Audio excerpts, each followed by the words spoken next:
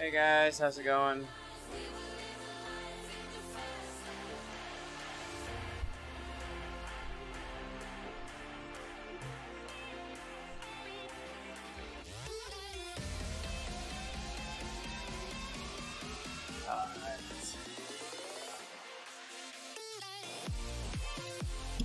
Uh-oh, I'm unplugging my headphones.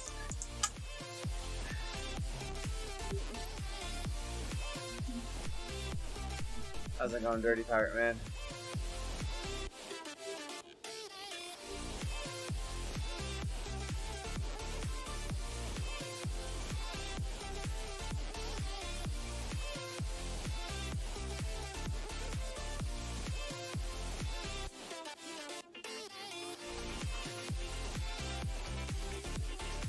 Thanks, Andrew. No idea who Andrew is, but thanks, man.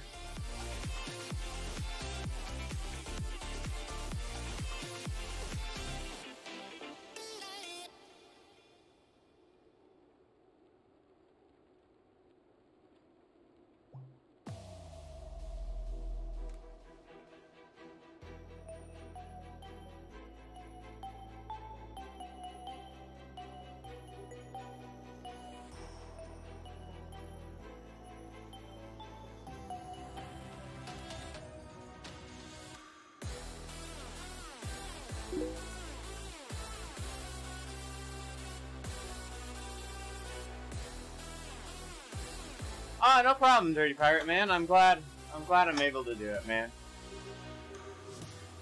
You're very, very welcome. Trying really hard to get a lot of the community stuff going on, so turning my mic down a little bit, hopefully. Sounded a little screechy in the ride earlier, so move the trainer over a little bit here.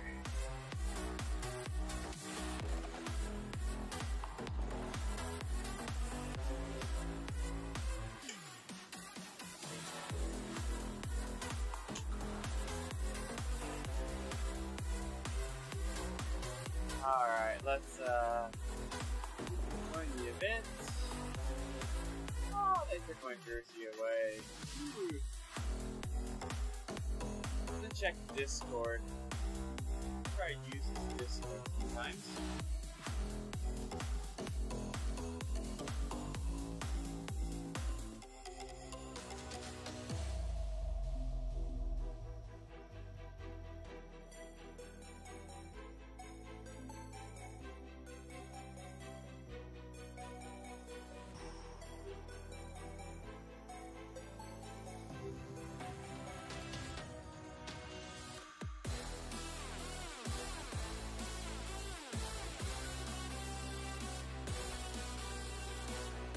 Alright, I'm in Discord for this ride too, so I gotta turn my monitor now.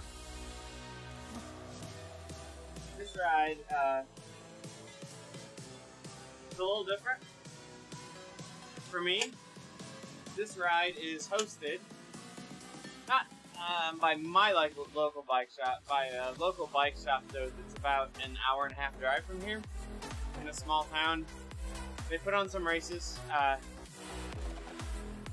do really good community support in that, so I try to come here and support them.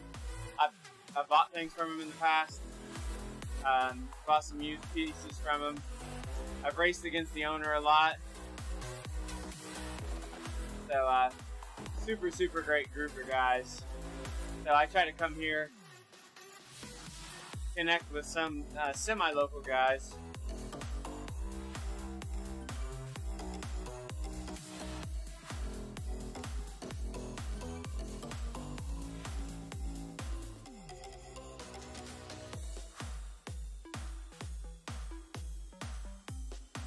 Wow.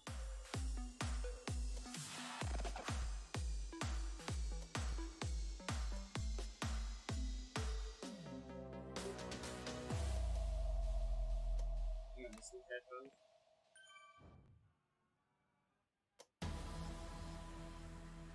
Really hard to hear them with these headphones on.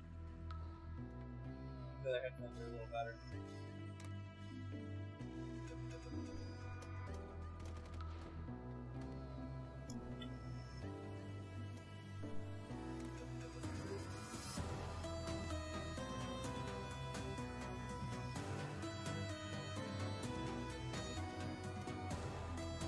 What do we get if we win?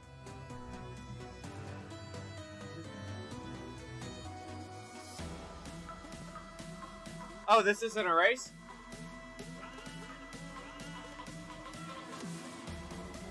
Let's see if we can get somebody to post on Swift Riders how awful the SCC ride is.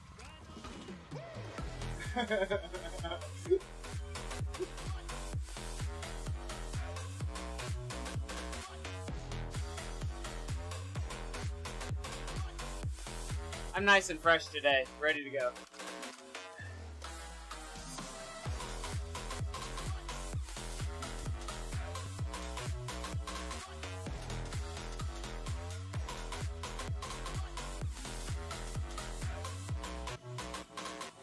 Sorry, I'm adjusting things. You're a little hard to hear.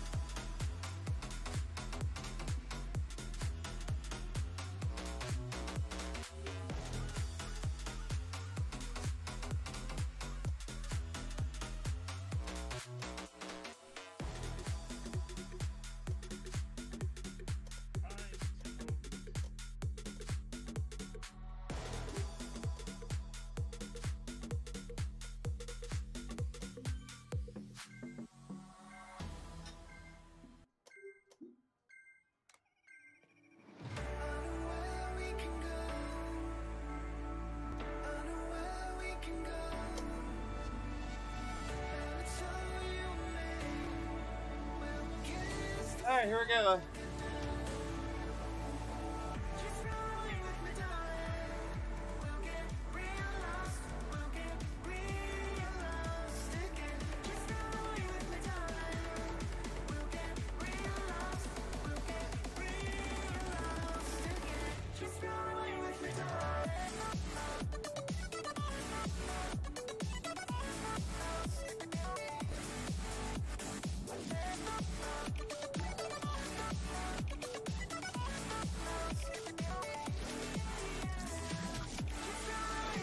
I might have to mute Discord. It's really, really loud.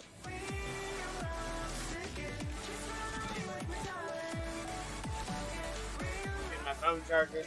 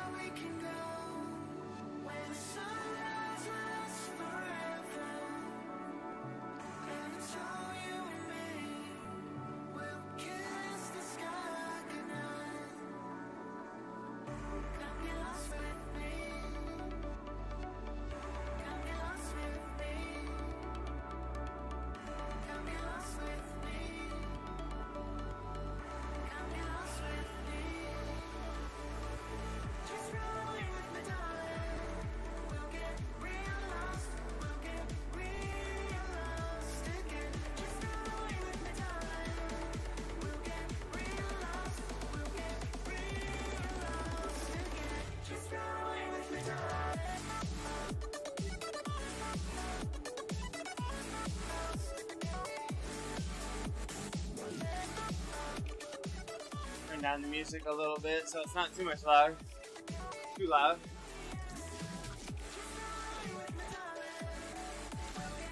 Yeah. Tom lives about 3 blocks from me. Yeah, he's hanging in here. The SCC group that hosts this ride is a bike shop out of Decatur. So the ride leader here is the bike shop owner. They're about an hour and a half drive from me. Do a lot of gravel racing with Kyle.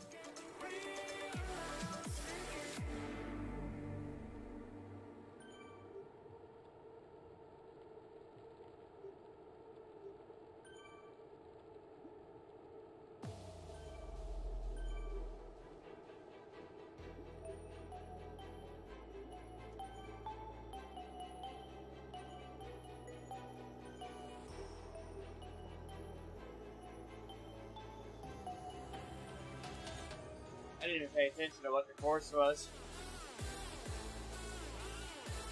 I think I can look that up on Swift Power. How's it going, Frank?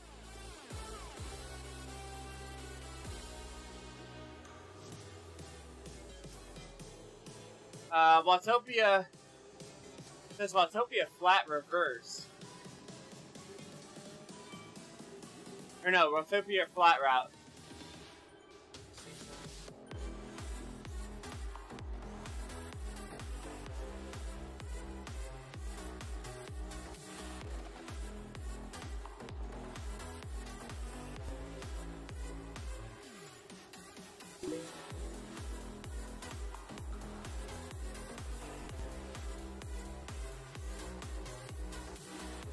No, Frank, we had no post office today or tomorrow. Thanks, Frank, man. My boys rocked it today. They did exactly what they needed to do. Really proud of the team today. It's a hell of a good job.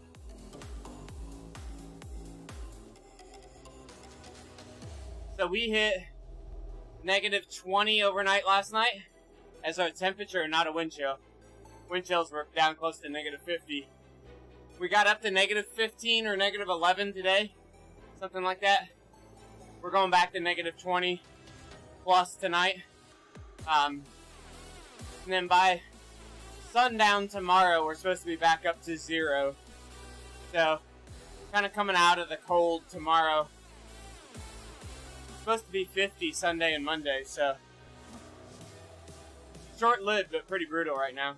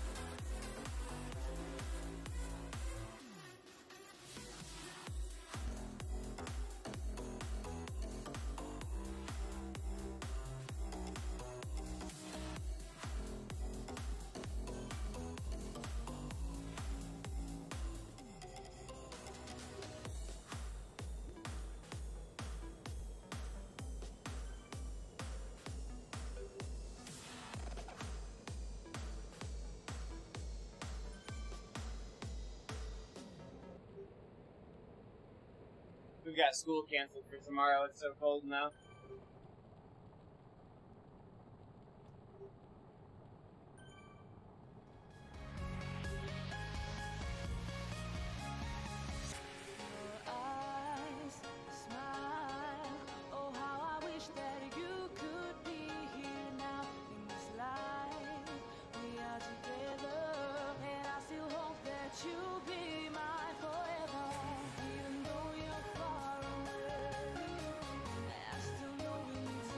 Yeah, I can't hear Kyle very well at all.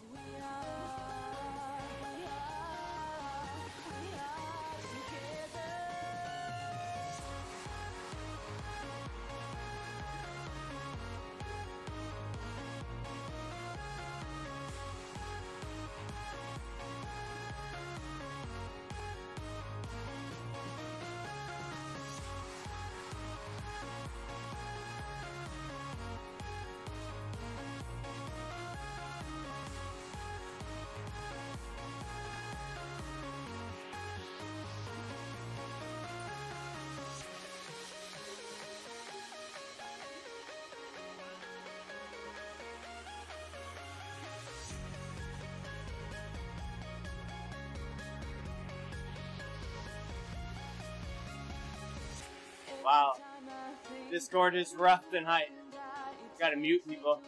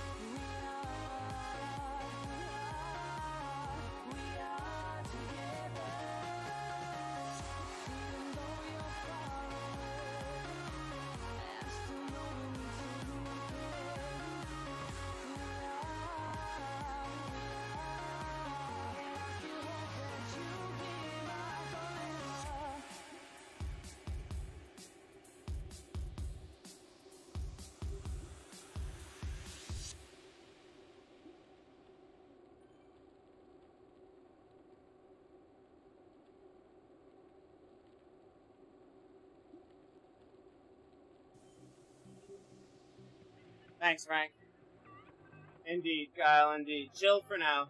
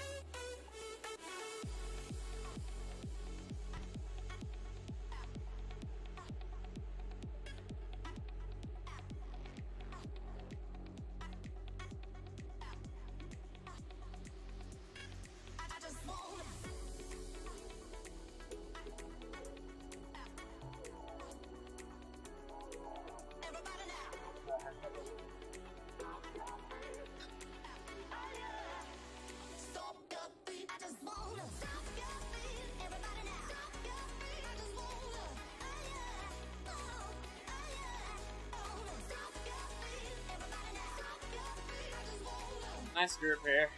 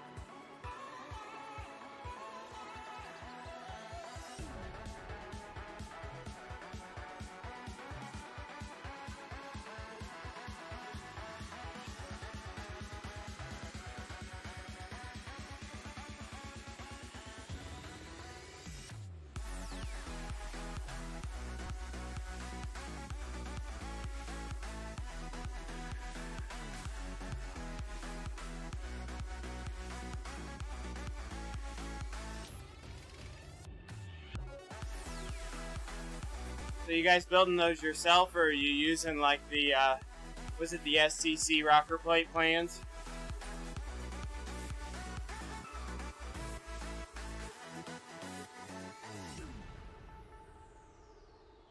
Okay.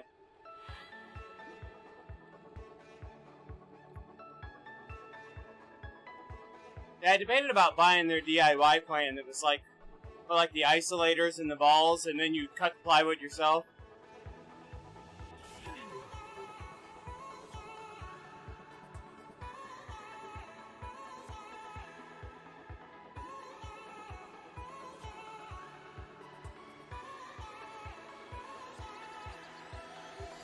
Yeah, I've seen similar isolators, like, oh, can I maybe try to find something on Amazon that's close?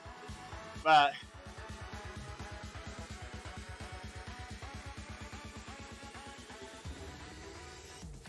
yeah, that's what I was thinking.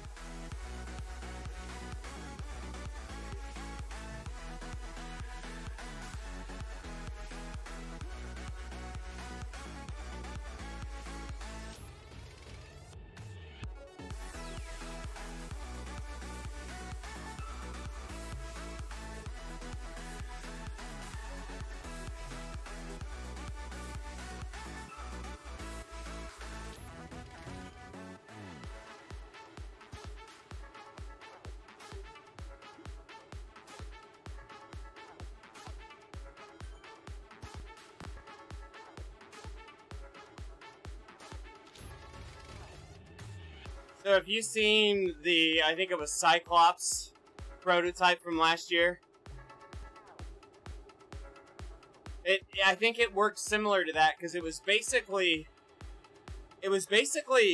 ball bearings, if, for lack of a better term, but they were in, you know, like half circle shaped tracks, and the more you moved, the more you went up the hill, and it would self-center, but it would allow you to move. But it progressively would, you know, get steeper the further off center you got.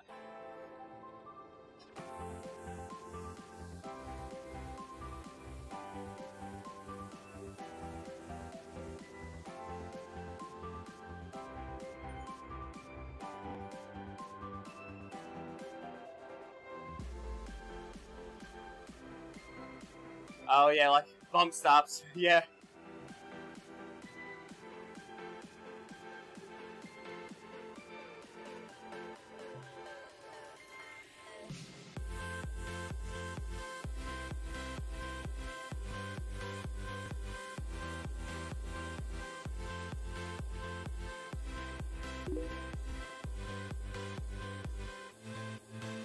Yeah, Frank, we're talking about these guys that built some of the rocker plates. They bought the materials from SBR and built them. I want to get over to Bloomington and try Tom Keller's SBR plate. I'm concerned how much it'll anchor me when I sprint. I actually have my trainer kind of tied down so it doesn't move when I sprint in races.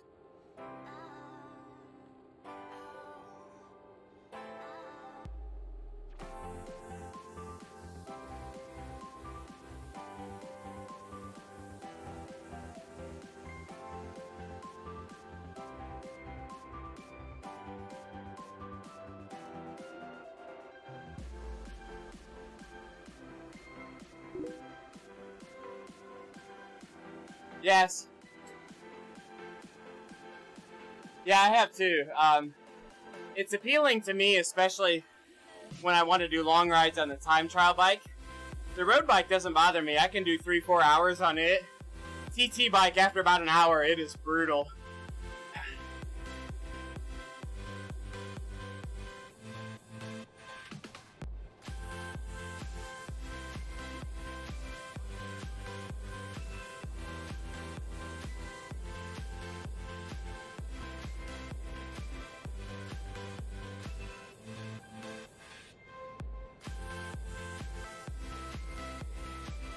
Now I've got like the poor man's rocker going on the kicker. I've got like a couple layers of like the pipe insulation foam underneath my outriggers. And so I rock just a little bit, but not much.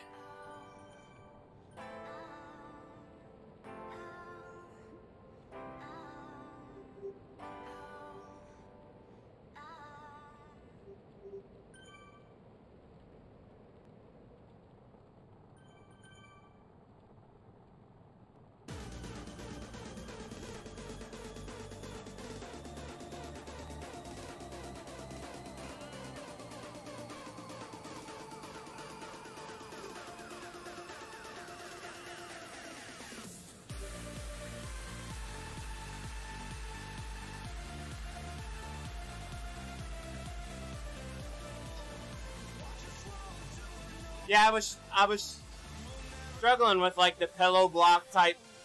I'm like, oh, all these look like good ideas, but in the end, I think buying the hardware from SBR, it's like I know it's gonna work. It's pretty simple, stupid kind of setup, and cutting plywood's a no-brainer.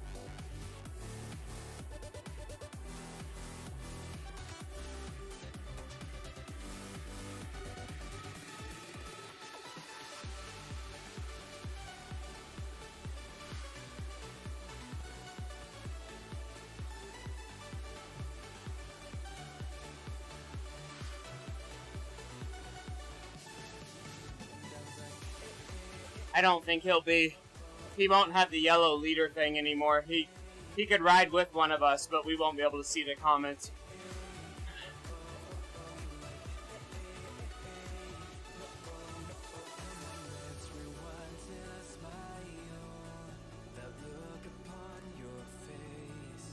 I see him right now. He's 37 seconds back, hammering at 4-4.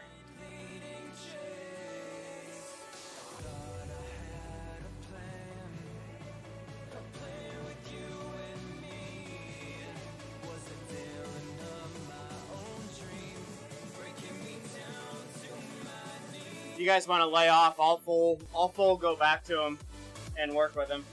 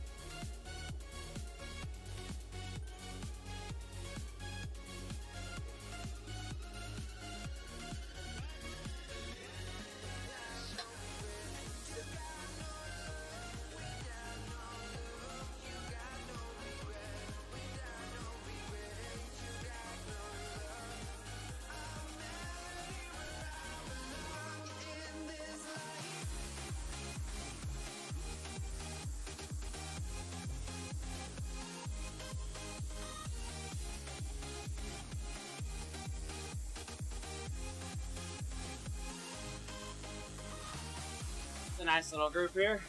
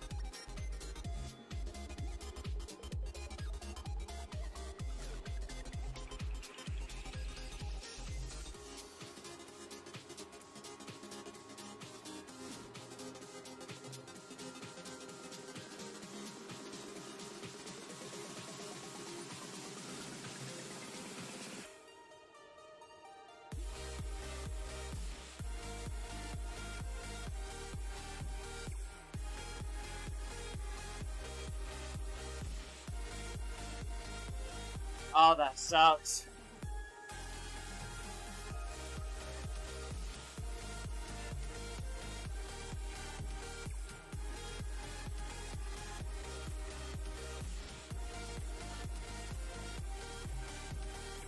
There was a couple small towns right around Peoria here that were out for like 5 hours today.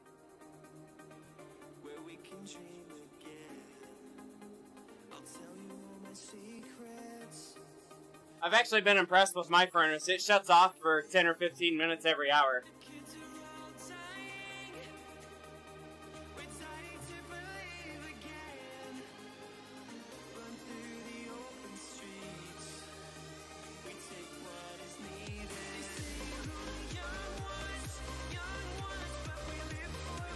Yeah, I have been running. I've got attached garage, but it's been down to like 15 in the garage last night, so I turned on a couple portable heaters out there. Electric ones, just for the garage fridge to not freeze up.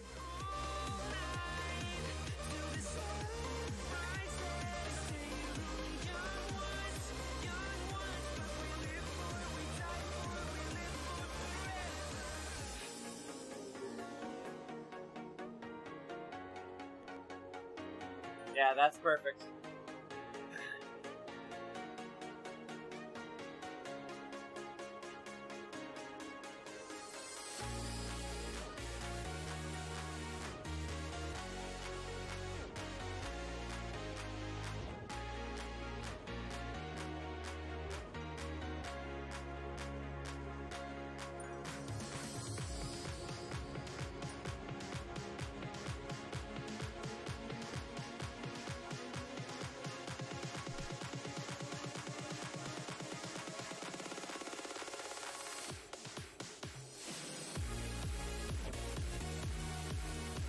Funny how the pace picks up in these rides over time.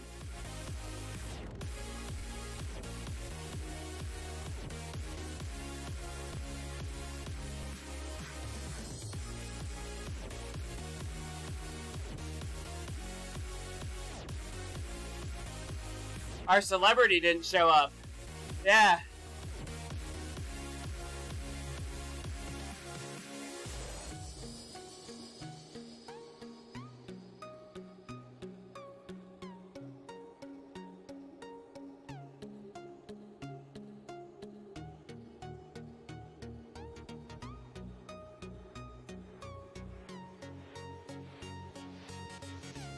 Did you guys see that Tony Kanaan had registered for this, the IndyCar driver?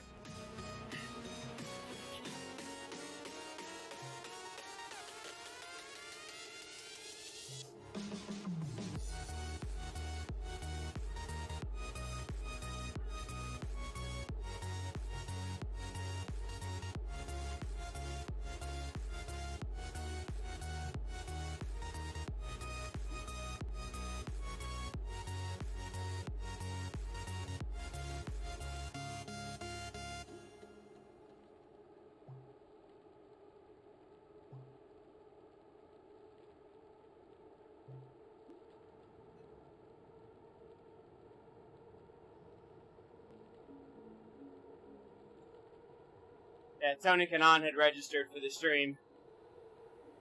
or registered for the event tonight.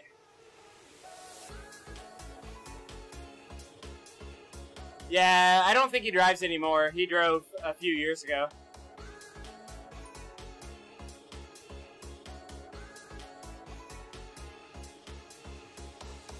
He's got a couple Indy 500 wins.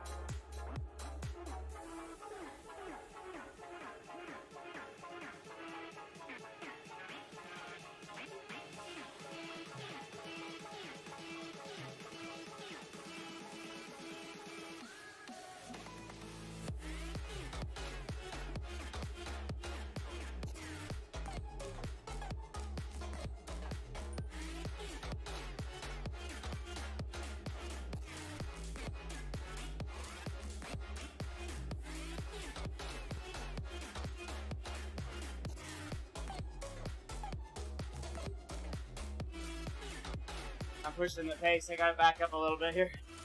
Going too hard.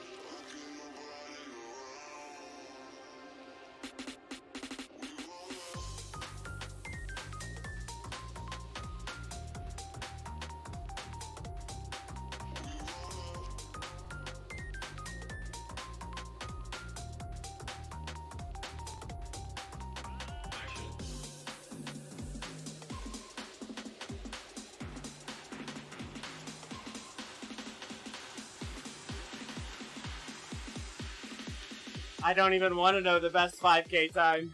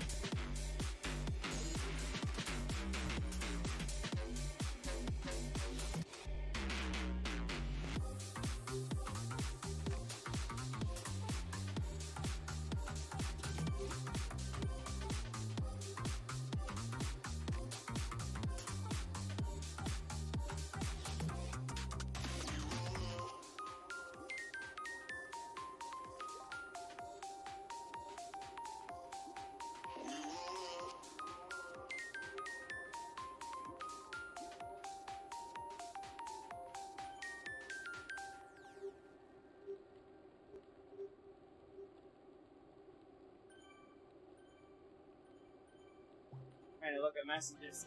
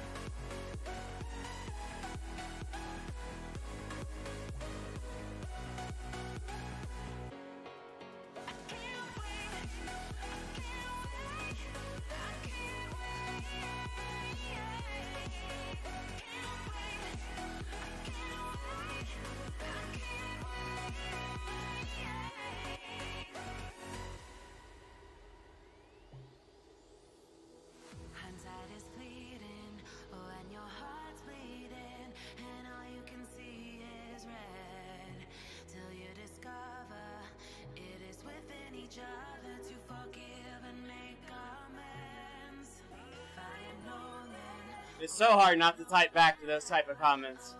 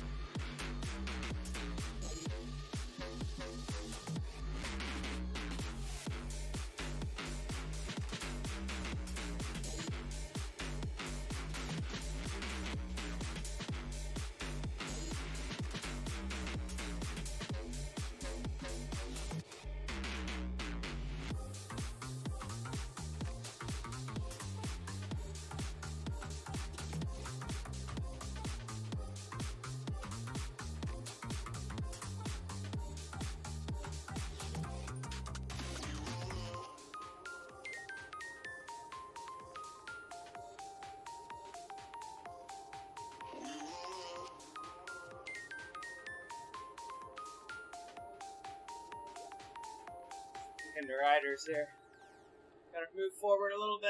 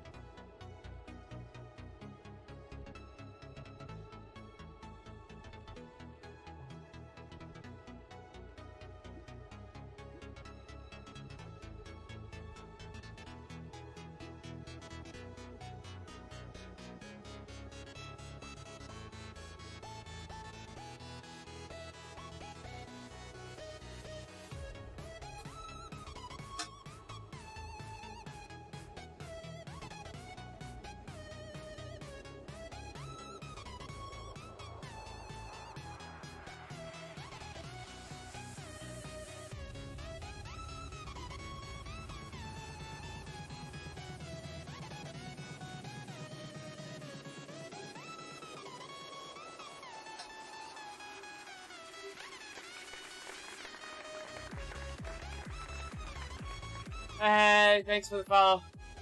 Yeah, the drafting stuff kind of sucks when you get this many riders.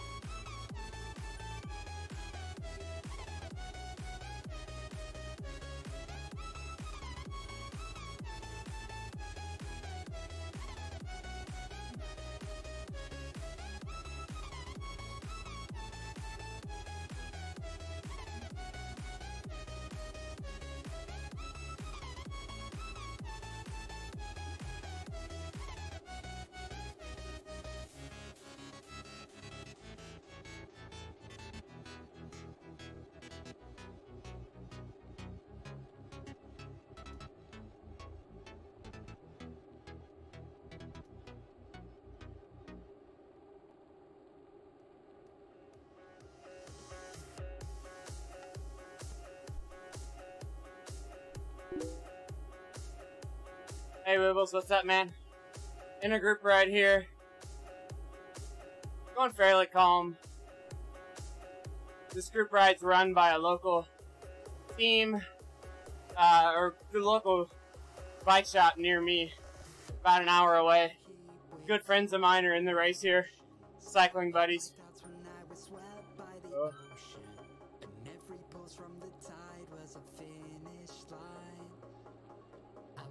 We were made to ride. You and I were first in line, and we took them by surprise. I was with you all the time. You may not realize, but I'm here. I hear you loud and clear when we get lost in our own mind.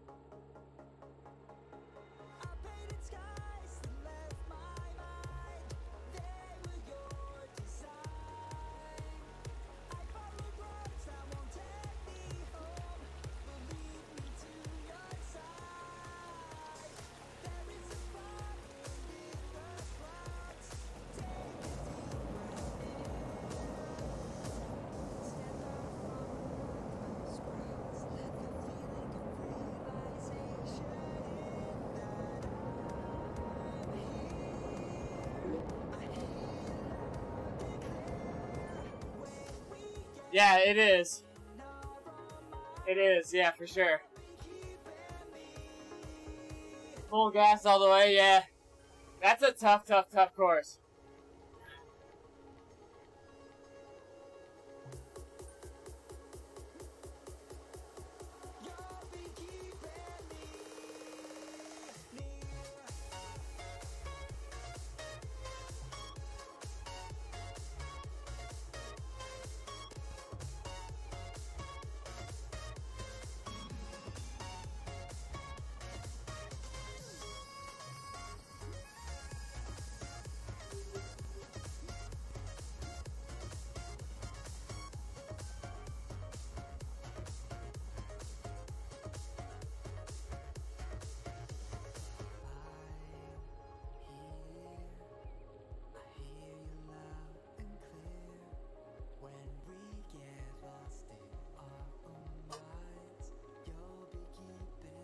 Dora the Explorer is leading the group ride. 32 seconds ahead of us.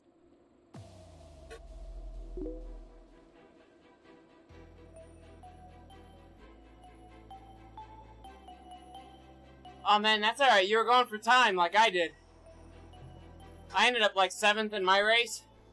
10 seconds off the winner. But I pulled my legs off the last mile and a half to improve our time by probably 30 seconds. So it was a net win for me. Yeah, typically day one seems to have the larger, faster groups. I'll be curious to see how the makeup days go.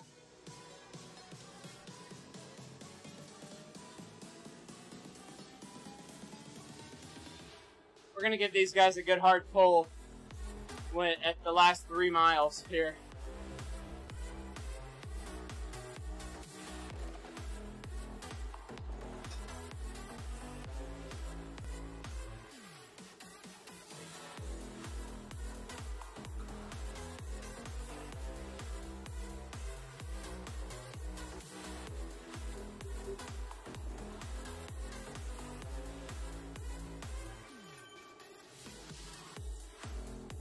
I'm on Discord. These guys are breathing hard. There's 3 or 4 guys from this local bike shop in Discord with me.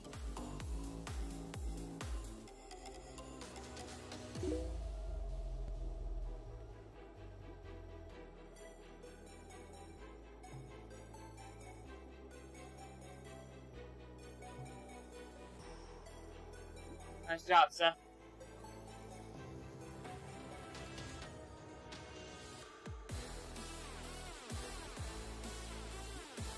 I think it's stage 7 for me still. 5, 6, and 7 all have a little bit to gain. The 7's the big one for me, I think. Need to go back and look, but I'm pretty sure that was it. The Innsbruck one is where I've got the most time to gain.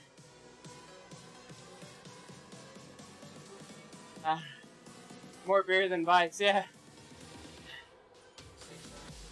Yeah, Weebles, the guy leading the ride I do a lot of gravel riding with. He owns a local bike shop. It's actually who I bought my 808 disc wheel combo from, used last season. And then most of the guys with SCC in their name are guys from that town, about an hour and a half away from me.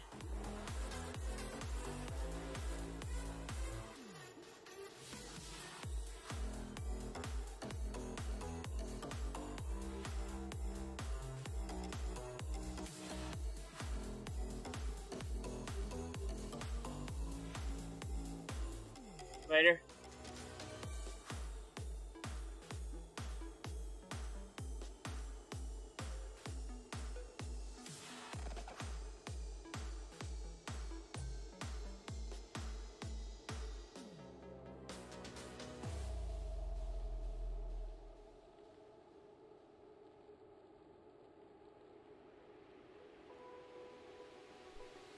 Open eye, feel the waves cut through me.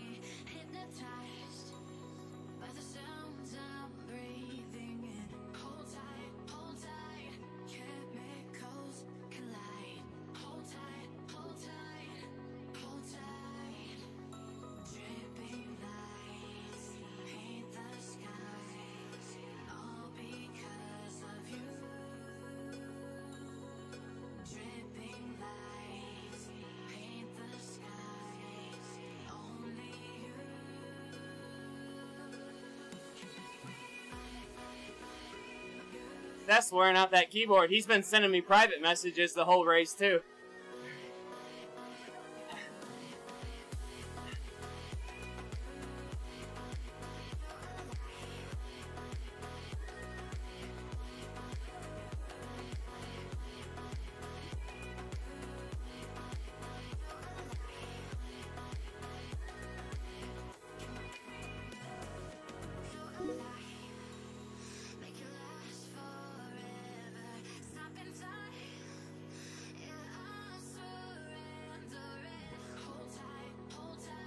Fewer cans, more kegs.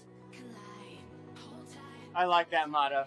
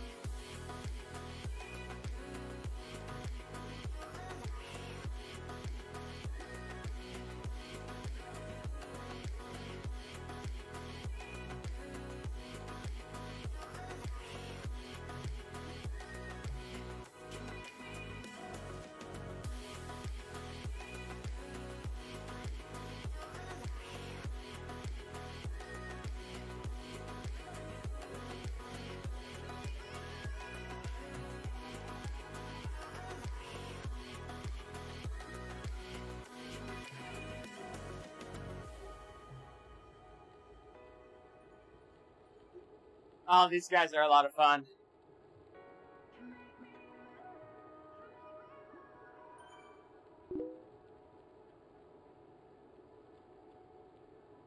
He did A, getting a little bit, right around 50 minutes, under 51 minutes. So that would have been the A route.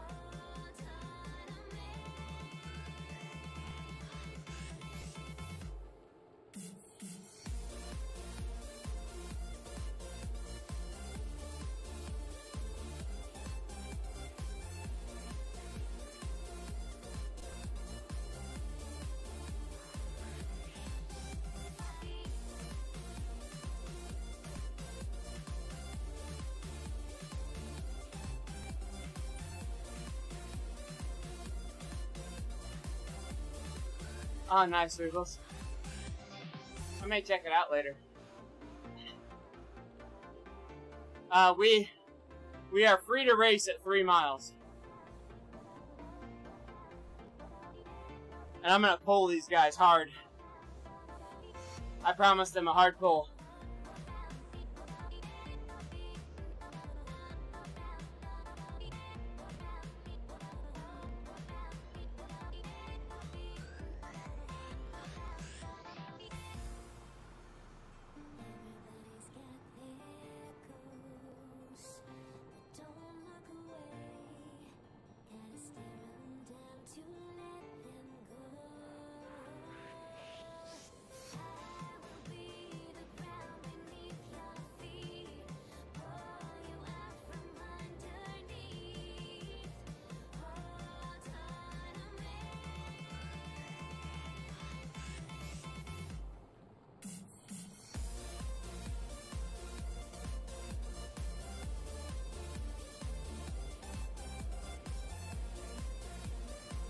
Turning the other fan on.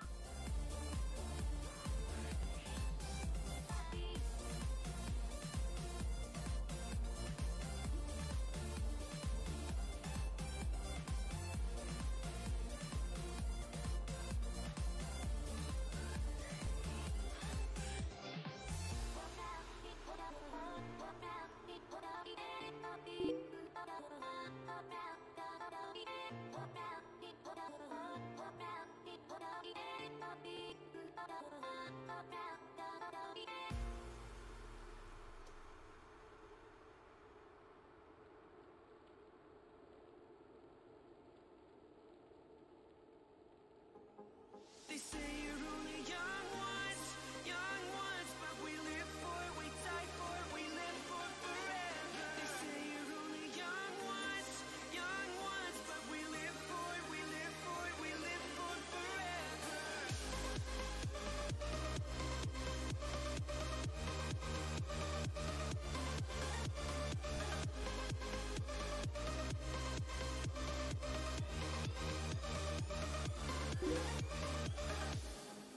That's all. Meet you at the hideout, where we can dream again.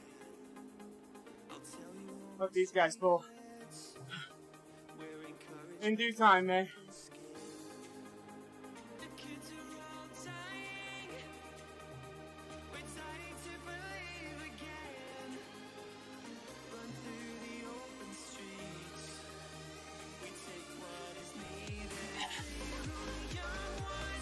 Young ones, but we live for it, we die for it, we live for forever. They say you're only young ones, but we live for it, we live for it, we live for forever.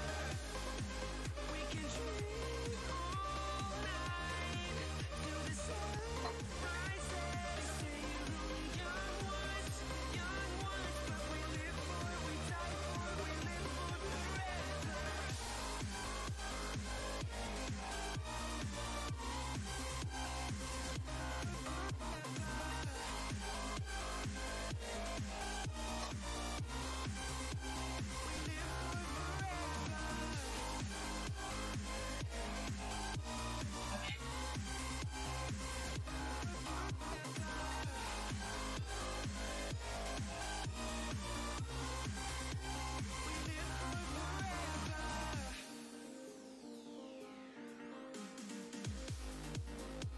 I'll meet you at the airport.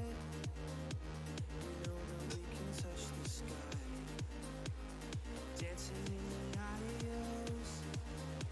We're skating on clouds of fire. The kids are all dying. We're dying to believe again. Run through the open streets. We take what is needed. Open up the skies, see the heavens clearer. I could change your mind. We know where we came from. Set our hearts on fire. The dreamers are all here. We could change your mind. They say you're only young ones, but we live for it, we die for it, we live for forever. They say you're only young ones, but we live for it, we live for it, we live for forever. We can dream all night till the sun rises. They say you're only young ones, but we live Thanks, Levy. die for it, we live for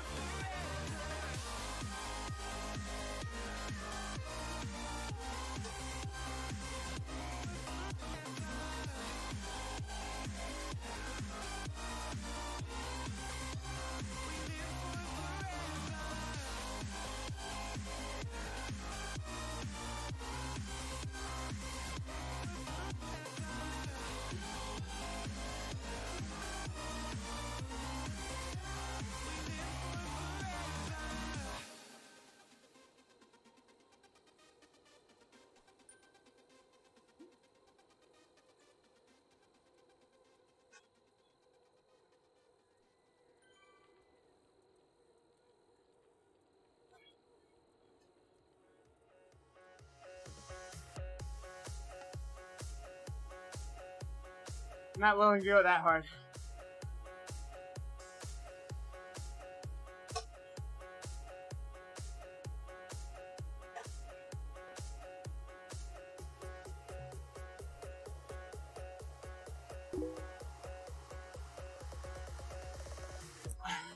Thanks, Bastos. It was fun. I left my doubts when I was swept by the ocean, and every pulse from the tide was a finish line. A wave race we were made to ride. You and I were first in line, and we took there by surprise. I was with you all the time. You may not realize, but I'm here. I hear you loud and clear. When we get lost in our own minds, you'll be keeping me near.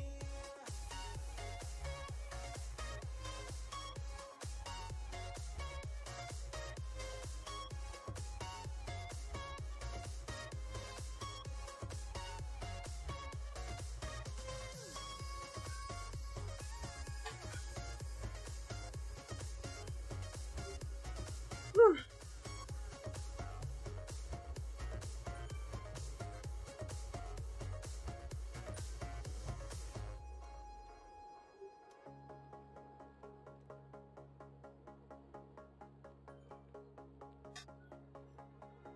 I painted skies that left my mind.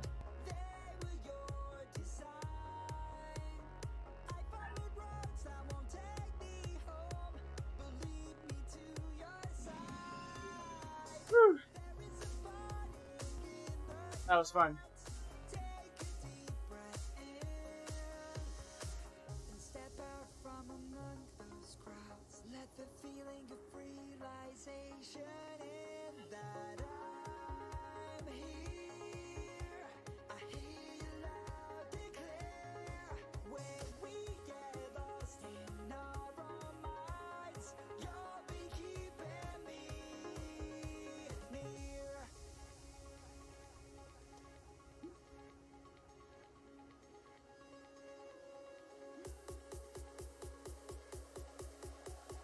You'll be keeping me near.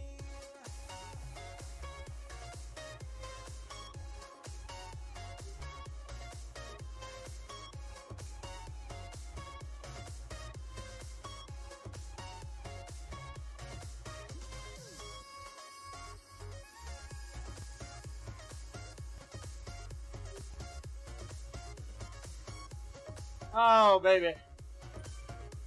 It's a good hard kick.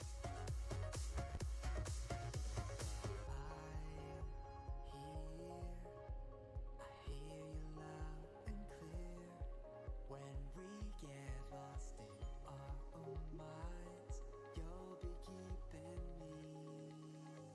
me near.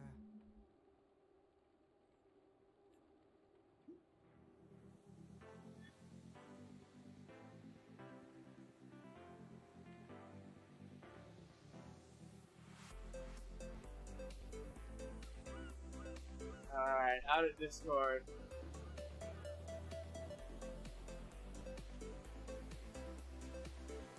That did escalate quickly.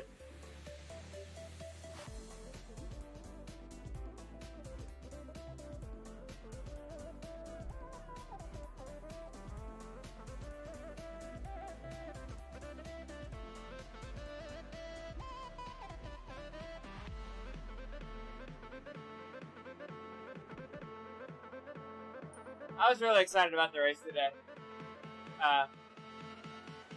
Really, really, really stoked.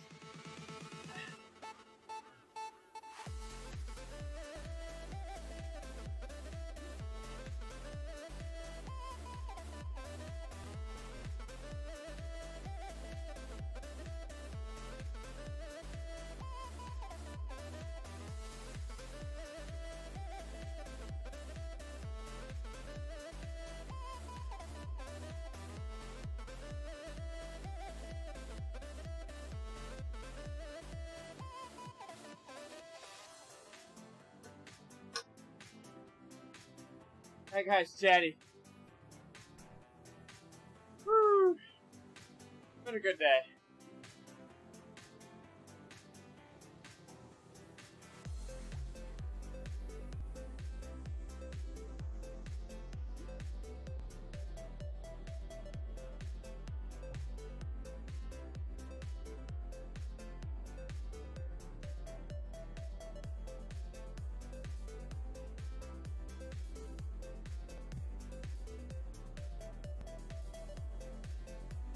Oh, I'm gonna do a little chill for a little bit here.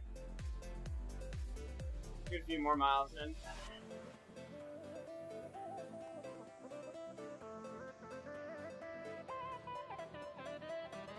Gotta do some math.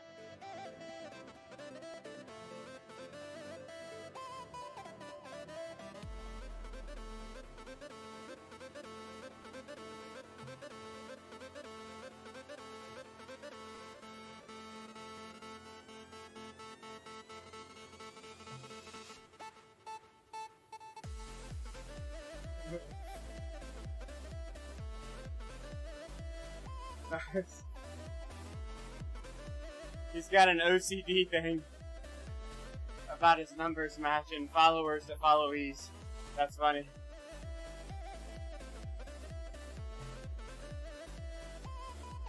Give me the Welshman.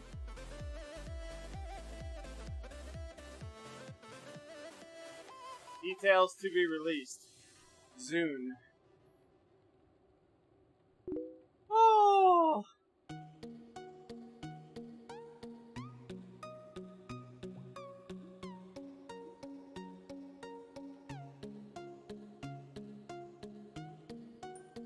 Interesting race today, Basalt. Interesting race.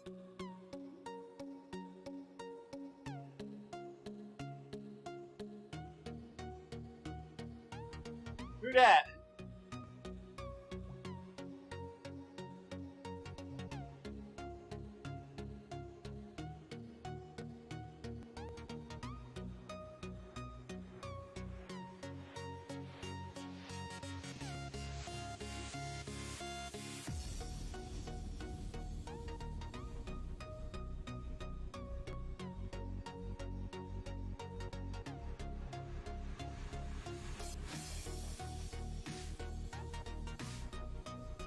I'm watching chat. I don't ride open roads that much anymore. Is that odd?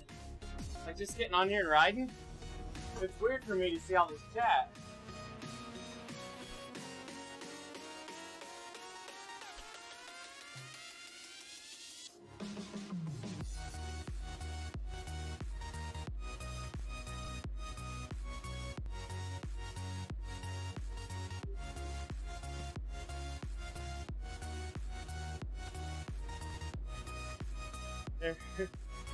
Yeah.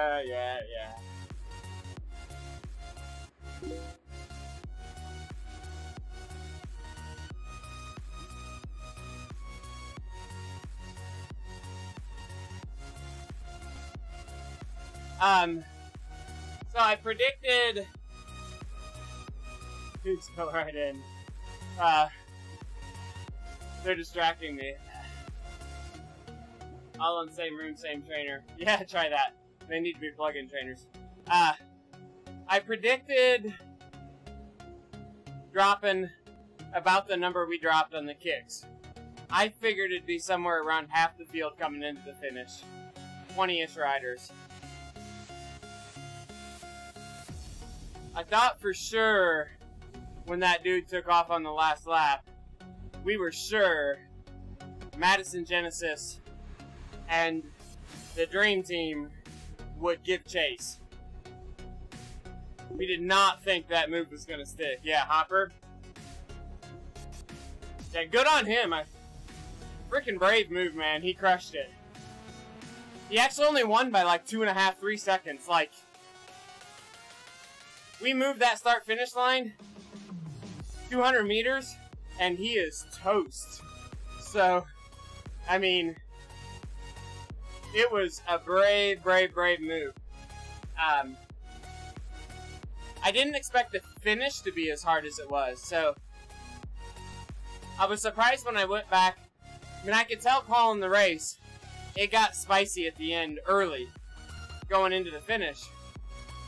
But when I went back and looked at numbers, everybody's 5-minute number was over 6 watts per kilogram, but like 4 or 5 riders.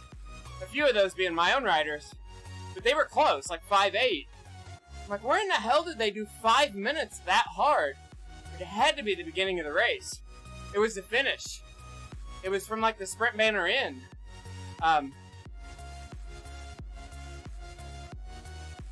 if you look, like the 15-second power in the race, most of those guys only did 12. I looked at Kim's numbers. I think Kim's finished sprint, he only peaked out at like 770 watts, and got like 4th in the bunch sprint.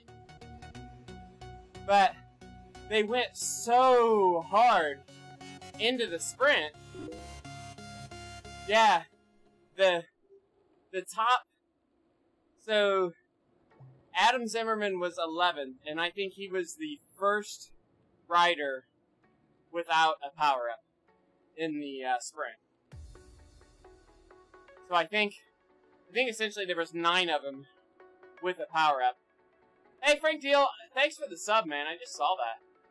Big deal, man. Thanks for the sub. I appreciate that.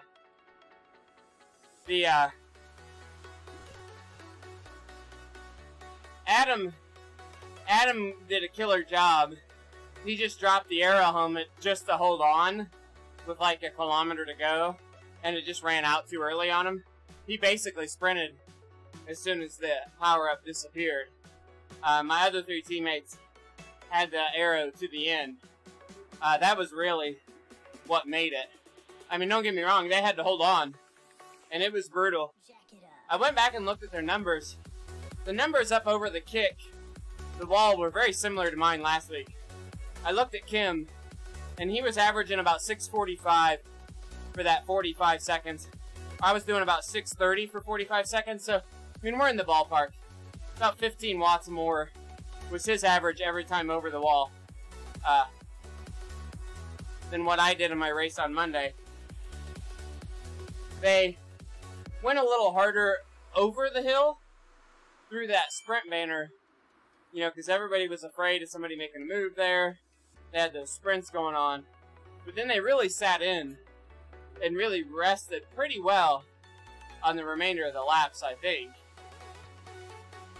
Once they got back around to start-finish, it seemed to be guys sitting pretty comfortably at 3:0 or so in the pack. You know, I saw Kim's heart rate was getting down into the 130s on every lap. But man, those punches, just hill after hill. I think what made the race for most of the guys were power-ups. I mean, if you watched every lap, they were burning power-ups getting over the wall. My team did not use a power-up till the last kilometer of the race. Nobody used a single power-up. Kim won every sprint, well, 3 of the 4 sprint frames. He won with no power-up. Kim has the performance of the day. I mean, I can't say my team overall, I mean, they knocked it out of the park today. But Kim took 3 of those sprints mid-race also. Drujan gets a shout-out because he was a last-minute addition this morning. Drujan found out with about, I don't know, 6-8 hours before race time that, well, I shouldn't say he found out. He was asked and he happily accepted the alternate bid for today. So kudos to Matt Yu. Tim had a conflict that came up last minute, a legitimate conflict. You know, that he couldn't make it, so it's all good.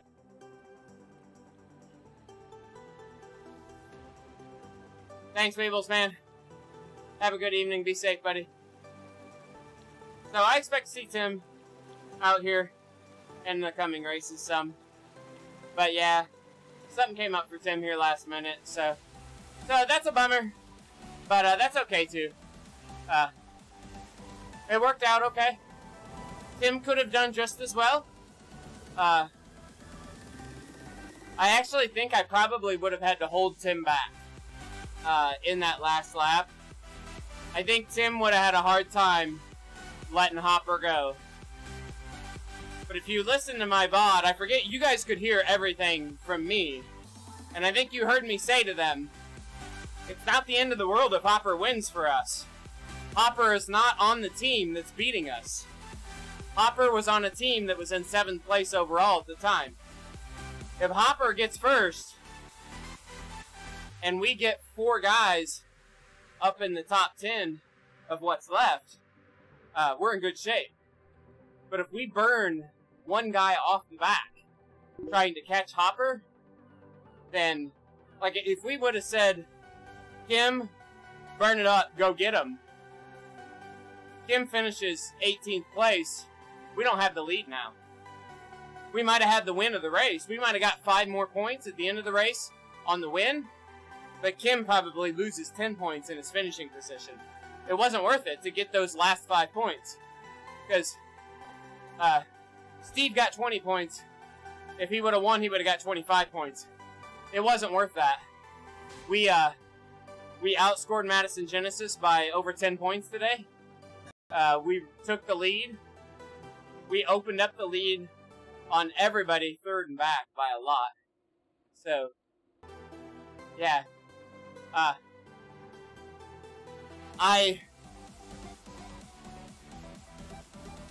When we recognized that Hopper had a chance, when it got to that point, like, damn, should we cover? It was too late. If I had to do it over again, when Hopper had 2 seconds, somebody just go grab his wheel, and it's neutralized. But, hindsight, had we done that, who's the next team to try the same thing? With Hopper off the front, the whole pack is just sitting back going, are you going to do it? I'm not going to do it. Are you going to do it? And it kept that whole last lap chill.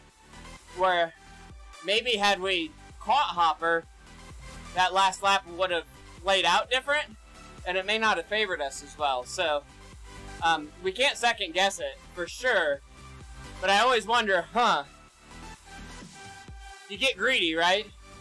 But when he had 2 seconds, and he wasn't going that hard, he was only going like 6-0. If Kim or Matthew goes and grabs him, that changes the whole last lap of the race. Does it still work in our favor? So, I don't want it back, I guess. When I work through that, I'm processing that out loud to you guys right now. I don't want to roll those dice.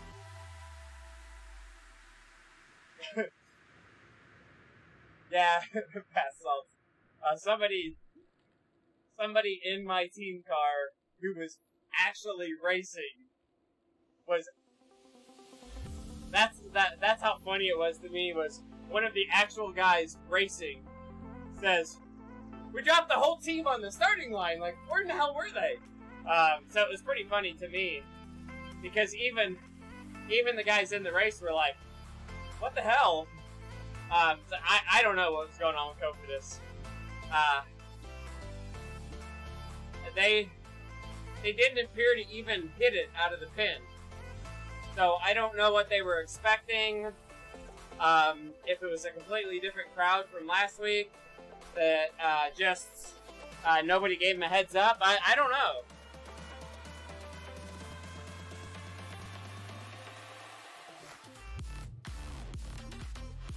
I would say movers and shakers. Ribble. Ribble stepped it up this week. Biggest movers. Most improved. Week 1 to week 2. Ribble came to play. So kudos to them. I mean, we knew Madison Genesis was going to be there. We knew Dream Team was going to be there. But yeah, Ribble's in it. Team Dimension Data, they're in it too. Not messing around. Hey! Thanks, 74 Green. So those were probably my standouts for today, outside of our team.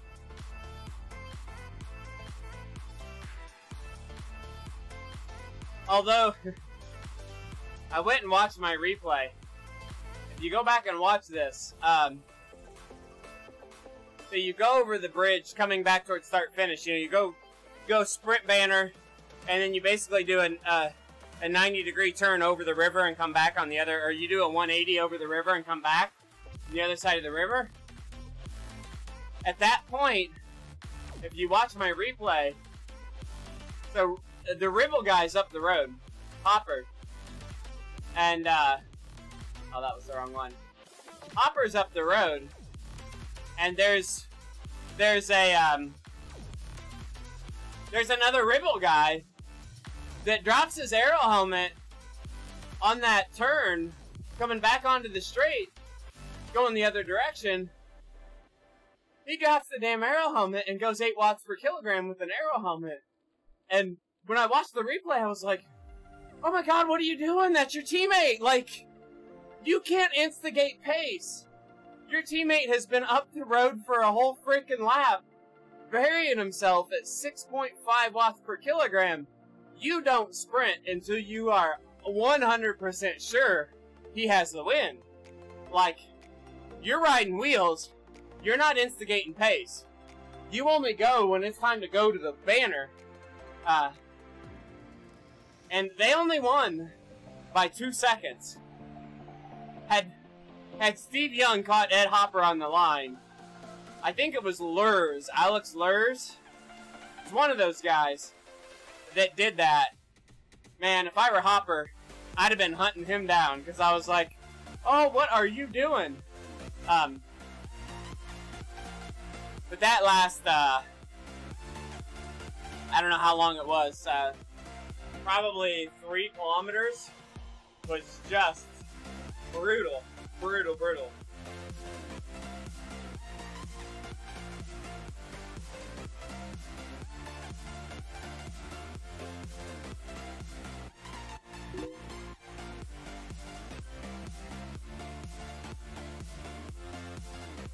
Yeah, Hopper had eased off. Probably a little bit too much, 74 green. I don't think... He doesn't know the game to know how fast the closing speed is at start-finish line either.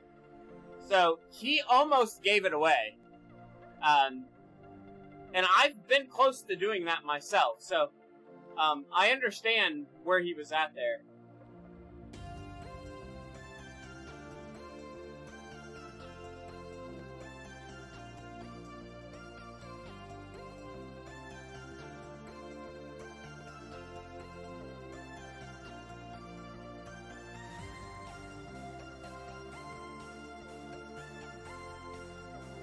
Hugh Bike, they lean on me for strategy. They trust my strategy. You know, they do. But, don't let that take away the skill that they have. We talked about this on the Volcano the other day. I was in that race. I wasn't watching the front of the race for him. Mathieu Drujean, Justin Purificati, and Lionel, they knew when it was go time. I didn't have to tell them it was go time. They knew. They have that sense. I didn't have to tell Kim Little today was a sprint day. He saw the opportunity in lap 1 and he took it. And he decided he was going to take it every lap. I never coached him through that. When it came to the end of the race, what I'm there doing for them, number 1 is being their cheerleader, but I'm being another set of eyes for them. If you heard me almost every lap, when they get through that really hard bit and they get near start finish, I know Kim is absolutely crushed at that point. He just won the sprint, you know, 2nd, 3rd time. So I say to him, I'm watching the front, you rest. Kim doesn't need to go ride 5th wheel afraid of a move. Because he trusts my eyes on the front of the pack to tell them what's happening. So, those are the types of things that are really big. So here we go. This is just coming, I think they just came over the hill, coming to the finish line. So this is coming to the end of the race. Last time through the sprint banner, Kim was like, yep, it ain't worth closing this gap to try to get the sprint. We were pretty confident Kim had the sprint points. They didn't cover this very well on the regular feed, but there's a gap here. There's a 3-second gap. This was starting to get dangerous, and this is where you'll see where, up here in a minute, I'll show you where this Ribble guy went too hard. So I'm kind of bouncing around a little bit. But this is the pack of 3 that's chasing, and then there's another pack of 3 ahead of them. So it's 2 packs of 3, 6 guys essentially up front, and then a pack chasing. And here's this lure here doing 8.3 right behind Alex West. There he does. There he is coming through. That's lure right there. That's where I said, what are you doing? There he is with the helmet, drilling it, pulling a pack back, and his teammates off the front. And I get that he's trying to better his position, but he pulls back in this group that's up ahead, but he also pulls this entire line along with him. So here we are, strung out. Right now we're strung out over 4 or 5 seconds with a kilometer to go. And you can see here, I'm on Kim right now, and Kim is just suffering, holding on, holding the wheels. And I'm telling my guys right here, be patient, be patient. Stay on the wheels, stay on the wheels. Let this gap come to you. You know, this is like, come on, come on, come on. But when they start launching, when I see the array of power-ups, that's when it's go time, right? Like right here, it's like, all right, stay on it. One last surge. Right here, I know, connection is made. Right here, connection is made to that last chase pack. And this is where I'm screaming, go, go, go. Power-ups are coming.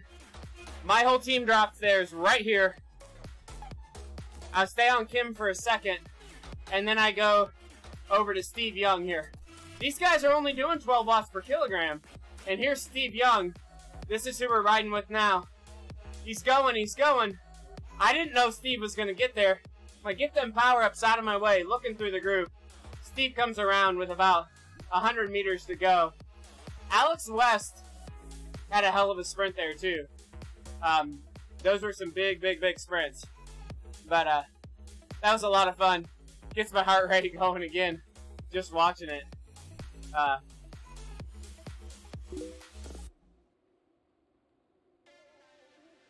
I race in them.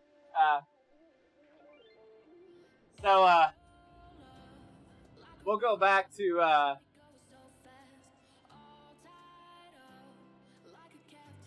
we'll have a flashback here, okay?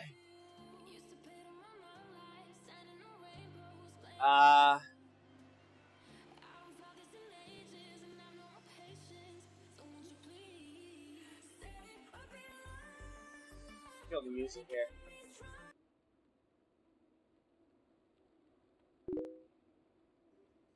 Oops, time for stage 9. Yeah. Okay, here we go, here we go.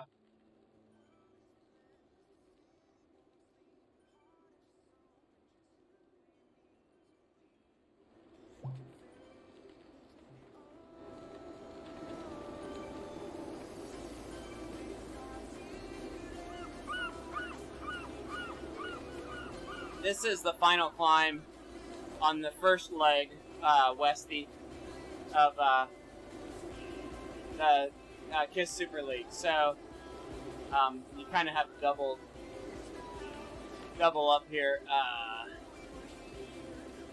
It looks a little funky. We have an 8-man roster, and we can only race 4 per week. Yeah, so there's a total of 8 of us. We rotate. I'm probably the weakest guy on the team. I'm probably the weakest guy in the league, to be honest with you. But I've got the game knowledge. So this is the final climb. This is about 5 minutes from here to the top. We'll watch the end of it here.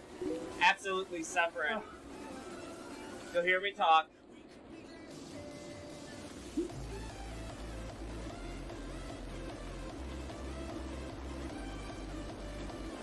Watching my heart rate get up there.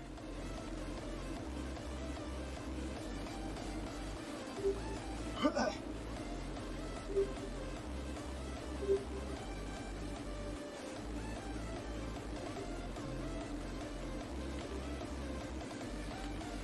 we want to analyze this race. I executed this hill perfectly last week until right at the finish. And I'll tell you guys when we see the bad spot for me. I'll point it out to you.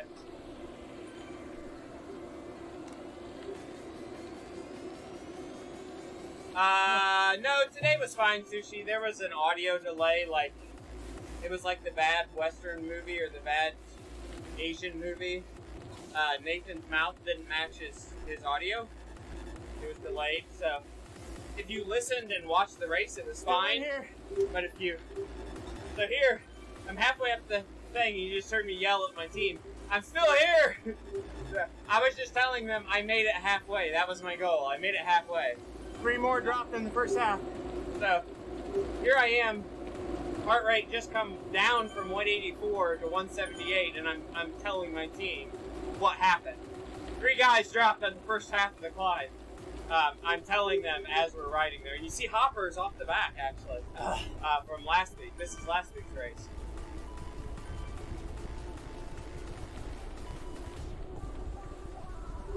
Oh yeah, the whole KISS league's delayed. Yeah, that's not our league, Sushi. That's the community league.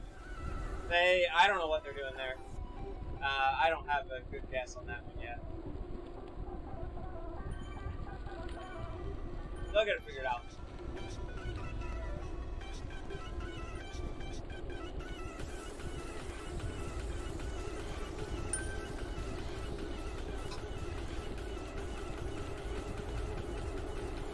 So, yeah, I think we got maybe a couple weeks, Sushi. They're going to give it a little bit of time here. So here we go, brutal now, guys. My heart rate getting into the 180s again. I think I held a average of like 395 or something up this entire climb. It's absolutely brutal. Oh. We still got quite a bit of climb to go yet here.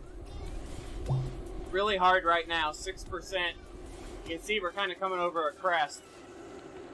Over this crest, it lightens up a little bit. Kind of catch a breath. But I knew not to back off too much here, or they'd kind of run away from me here. So, at this point, Adam, I think it was right here, there's a point where I almost dropped off, and Adam Zimmerman is screaming at me. Come on, Casey, get in that pack. Don't lose that wheel. Come on, get up in there. That's right here. Adam Zimmerman's yelling at me. You see, I kicked right there. I remember this like I can play it back in my head. Zimmerman's yelling at me. I gotta get back up in there. And I fight to get back up in the middle of this pack. And,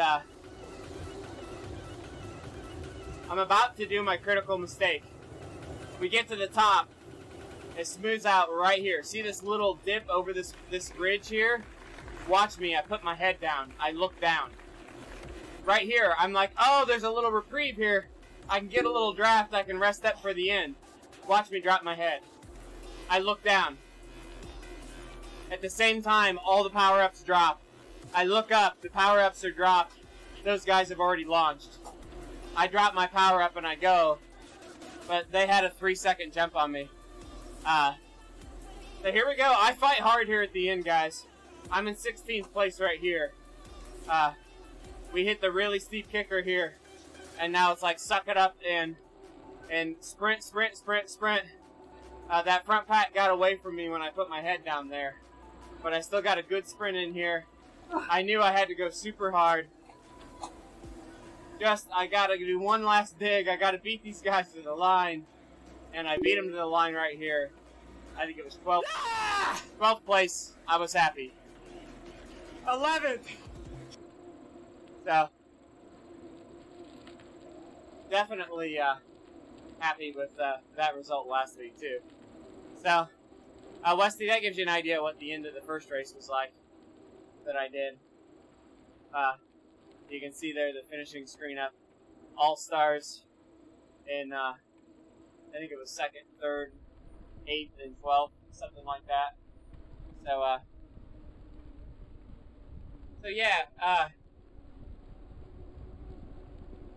yeah, I did really good last week, conserving as best I can, and doing the best I can with the legs that I've got. Today would have been challenging for me, but I raced that same course on Monday. They did similar efforts over the climbs. They held similar overall power, or at least my teammates did, held similar overall power to what I did on Monday, and they ended well. So I'm confident, had my number been drawn today to race, had they picked me to race, I would have been able to be effective today. I don't know if I would have been top 5 with some of my other teammates, but I'm confident that I would have been with similar placing to my other teammates. So, what kind of... Westy, okay. TPC is not a race. Yeah.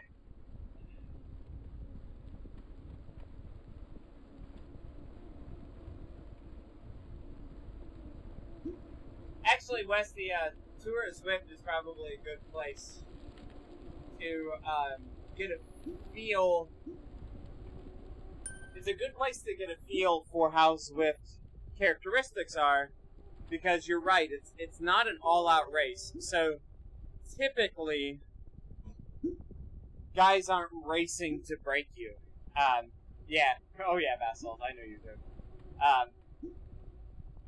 But it is a good place to learn because people aren't intentionally trying to drop other riders. They're just trying to ride hard in that one. So it's usually not quite as punchy aggressive as a race, but it rides, you learn the flow of the tracks like a race as far as where the hard parts are, where you gotta go harder, where you can relax a little bit, that kind of stuff. But that little edge of preparedness for somebody jumping you isn't there. So you can go a little deeper, you can make a few more mistakes and stay in the pack, typically in something like a Tour of Zwift, than in a raw race. Because in the raw race, your fellow rider is trying to kick you when you're down, or take advantage of you, where in the Tour of Zwift, that's typically not the case. So I think that's actually a really good place to learn.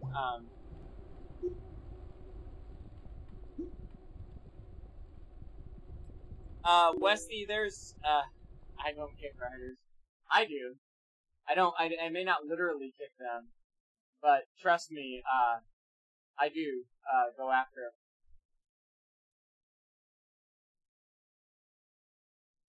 So, but yeah, that's, definitely part of the game that people play. It's interesting, kind of the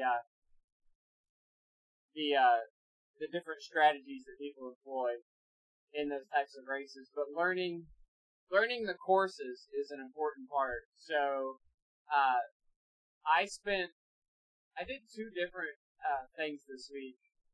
I went back and I found old Innsbruck, races on Strava, and I really studied the profile on Strava. I studied the map layout, the turns, where the river was, all of those types of things.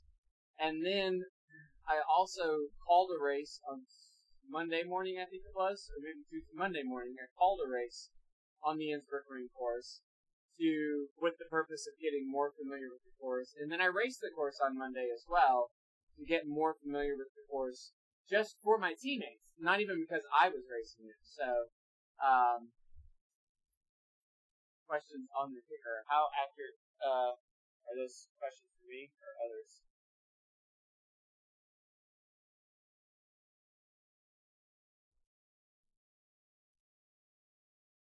You have a stages and a kicker.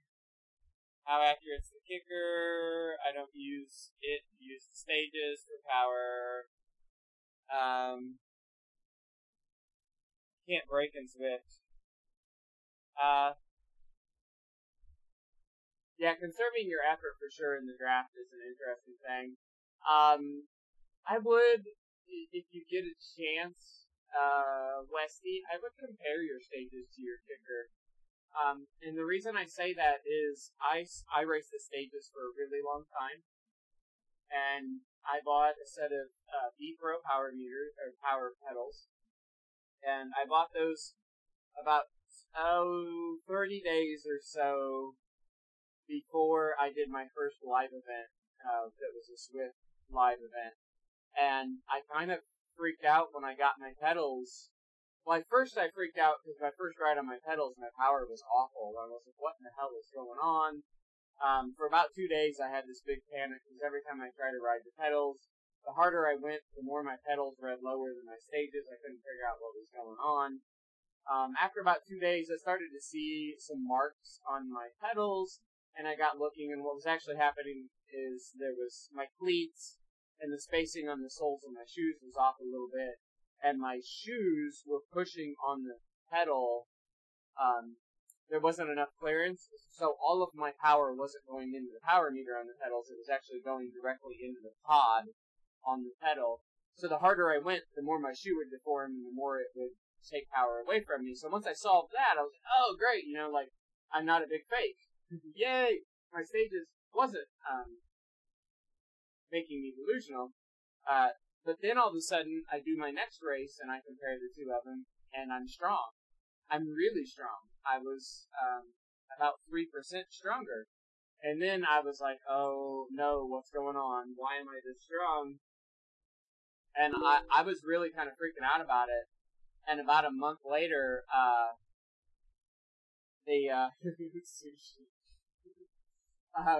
about a month later, I went and did that live event, and I compared my pedals to my Neo that I was riding at the live event, and it compared really well.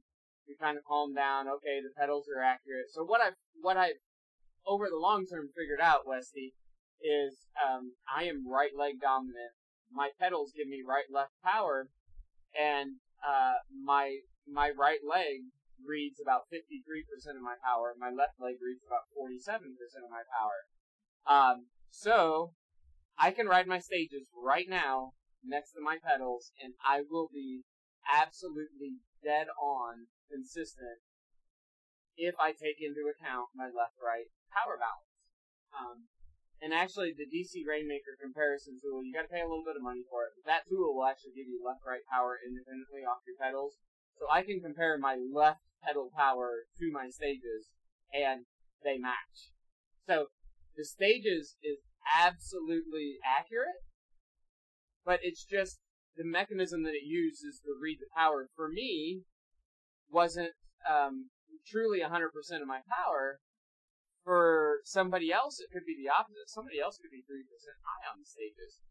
Most normal, non-injured, balanced human being isn't going to be more than 3% off left or right in normal circumstances.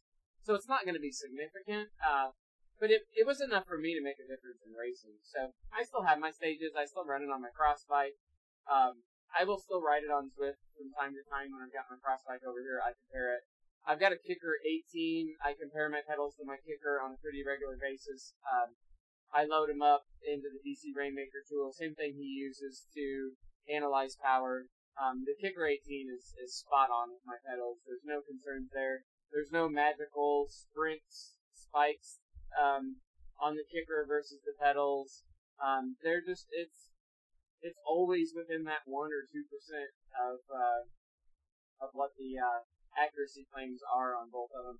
I've had the original Kicker and I've had the Kicker 16 both before this Kicker. Both of those units are still being used. I had no problems with them. My parents have my original Kicker. One of my best friends has my Kicker 16. When I upgraded, I let those go for a hell of a deal. But they're still riding those. Both of those units were both very accurate as well. The Kicker 18 is a tad bit more accurate than what I found with the other two. But the other two were never more than 3% off when I compared them to my pedals. What I found is on the newer model Kickers, they continue to get a little more consistent. So like my first Kicker was a little more likely to be off if you didn't get a warm spin down, or if you didn't get your spin downs perfect, or if you jacked around the trainer too much as far as moving it around and that. It had a little more tendency to drift. Like maybe at the beginning of a ride it'd be a tad high, by the end of the ride it'd be a tad low with temperature compensation. So like overall it wasn't bad, but it wasn't perfect. The Kicker 16 was really pretty good actually. I never had any real accuracy drifts like that with that one. But the Kicker 18 just seems to be just a touch tighter in all those tolerances. The 16 is still really good. So, I don't really have any major kicker issues. So, but yeah, I would be interested, Westy, if you wanted to compare them, especially if you have a wheel off kicker, like a full blown kicker, not a snap. I would record your kicker or your power meter, one or the other, on like your Garmin head unit at the same time that you're riding Zwift, and then you can compare like some of the power numbers out of those. I'd be interested to see that, and it's also good to know like if your stager starts dying on you, if you forget to replace the battery, you're getting ready to do a race or something. You want to be able to confidently throw the kicker on there, and be able to use it. So round 2 with the kicker, did you take a replacement, Fastball? Did you have the noise? I did the DIY fix on mine.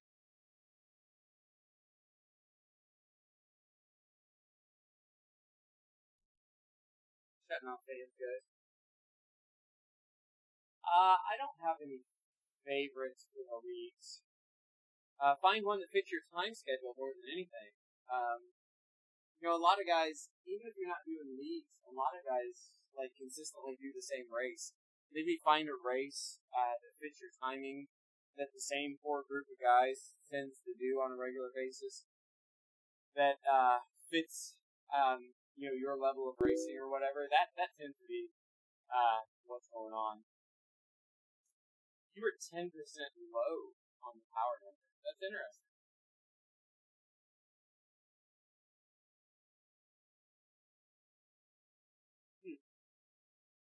Mine's never been low like that. What were your spin down times, Fastball? What I did find interesting with mine, my kicker has been consistent.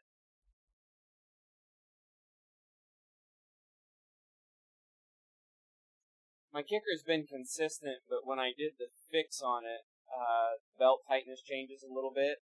So, I had to take it all apart, put the new keyway in, do all that. It was real simple to do, but when I put it back together, prior to taking it apart, I was consistently having about 1.5 or 2% power difference between the kicker and the pedals, and that was really consistent. When I put it back together, my spin down times went, I think they went down, I think, like 2 seconds, something like that. I think I went from like a 24-second spin down to like a 21 or 22-second spin down, which I just attributed to a little bit different belt tension, right? You take it apart, you put it back together, so your belt tension changes a little bit, and now I'm within less than 1% power drift. So I do think some of that has to do with it too. Is things like that. But 10% is a lot, and I'm sure you did the advanced spin downs and stuff on it. So I'm curious to see what the new one is. The new one doing good for you?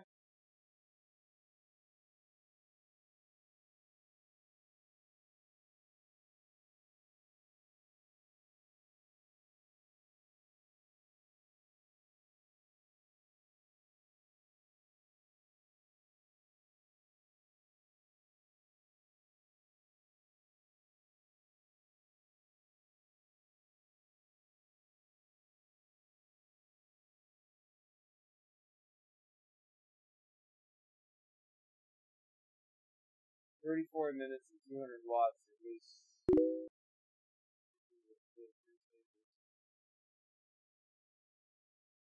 Okay, that's good. Yeah.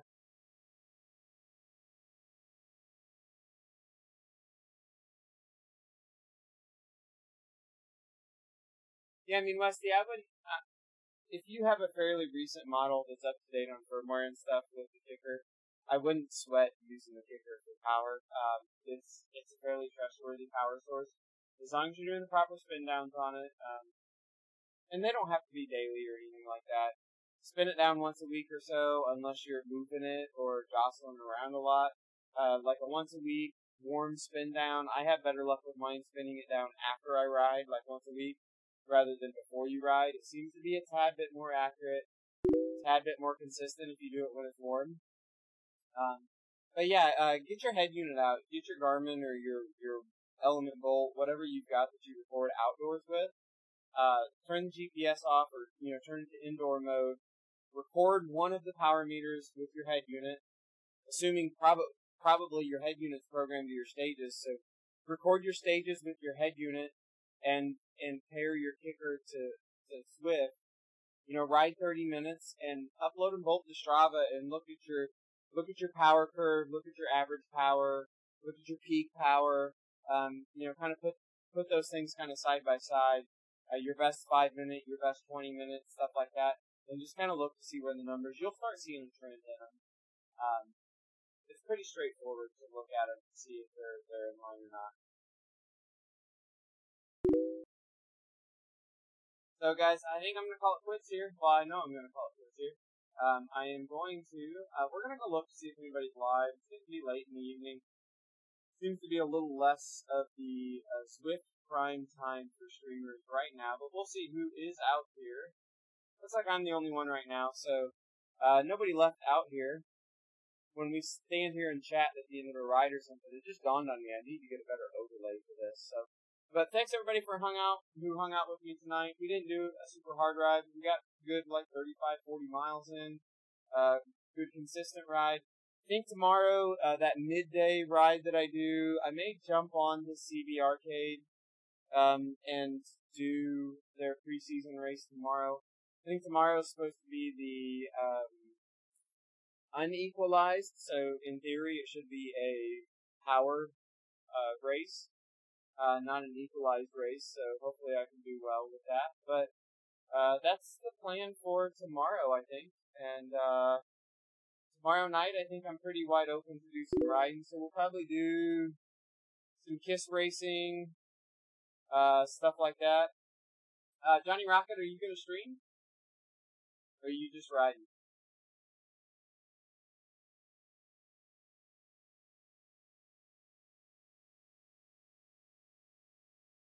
Oh, it just got done, okay. Oh, okay. So Johnny, I have to apologize to you, actually. I saw your ride tonight, and I was like, "Oh yeah, I get to do Rocket's long ride." I was excited about it, but instead I jumped on 30 minutes after your ride. It's actually a local bike shop owner that lives about an hour away from me. Lives in Decatur, Illinois, which Johnny's not too far from you. You might be familiar with Decatur. I think it's on in the I-72 area. I think actually, but anyway, the local bike shop down there in Decatur, they run a Wednesday night ride on Swift. So I joined those guys. Some guys that do some gravel racing with and stuff. But I was actually bummed because I saw you riding and I was like, oh, Rocket's long ride would be a good one too. So tomorrow night, we got any racing plans tomorrow night? Bass Salts. Johnny, what's a Thursday night race? What are we gonna do? I think I'm in tomorrow night. I think I'm ready to rock. What do we got? KISS racing. We got Figure 8. Figure 8's one of my favorites. It's actually I just did a write up on that course actually. Oh, that's your series, right, Johnny? The finesse series? Yeah. Well, let's do that up tomorrow night. Let's plan on that. I'm gonna look at that. I think I can do that. So, I'm just trying to find it here on the schedule. See the exact time in my local time zone. Finesse Puncher Series 1930. I do the math in my head. 7:30. Okay. It's 23 hours from now. We'll be back. I think we can do that. So let's hit that up. All right, guys. I'm gonna take off for real now. Johnny, good to see you. Hope you had a fun long ride. Thanks everybody for hanging out with me. Tomorrow lunchtime, probably CBR. Tomorrow evening, sounds like we're gonna hit the finesse race. Is probably a good plan. And we'll talk to you guys all tomorrow.